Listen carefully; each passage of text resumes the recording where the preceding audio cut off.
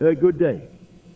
Today's readings are from Sirach chapter 48, verses 1 to 14. A hymn of praise to the prophet Elijah, whose words were as a flaming furnace, who shut up the heavens, raised the dead, and whose spirit passed in double portion to his successor Elisha. And from the Gospel of Matthew chapter 6, verses 7 to 15, where Jesus teaches his disciples the Lord's Prayer, warning them not to babble like the pagans, because your Father knows what you need before you ask. Now let me tell you what these readings are really saying. Elijah truly lived. His deeds, the shutting of the heavens, the calling down of fire, the raising of the dead boy at Zarephath, these things happened. God raised up this man, and through him displayed the raw authority of the divine word moving through a human vessel. Sirach honors him rightly.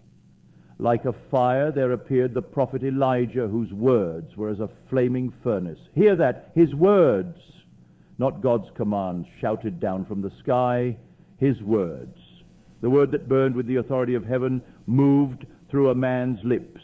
And through that real historical life, God is showing you something eternal about the life within you. The fire of the Word is not sealed up in ancient Israel. It lives in the I am, that is your deepest identity. Your word, the word spoken from the state of I am, carries that same consuming fire. And then Jesus speaks, and he says something that should stop every one of us cold. Your Father knows what you need before you ask him. Before you ask. This is not a comfort for the anxious. This is an instruction for the awake. If the Father already knows, if the I am within you already holds the fulfillment of every true desire, then what are the many words for? Jesus is not telling you to use fewer syllables in the same desperate petition. He is telling you to stop petitioning entirely. The pagan babbles because he believes the outer God must be convinced, worn down, won over with the sheer volume of his need. But Jesus is pointing you inward to the Father who is already there, already knowing, already done. The prayer is not negotiation. The prayer is recognition. Look at what he then teaches of the true prayer. Thy kingdom come, thy will be done on earth as it is in heaven. Heaven and earth. This is the language of within and without. Heaven is the inner state, the imagined, the felt, the assumed. Earth is the outer world that hardens around whatever state you occupy inwardly. On earth as it is in heaven is not wishful thinking. It is the law. What is established within must appear without. This is the assumption. This is the wish fulfilled. You do not pray for the kingdom to come someday from the outside. You pray by establishing the kingdom within you now, by feeling the state of the answered prayer, dwelling in it, hallowing the I am name of that state, and then watching as it comes on earth exactly as it already is in heaven.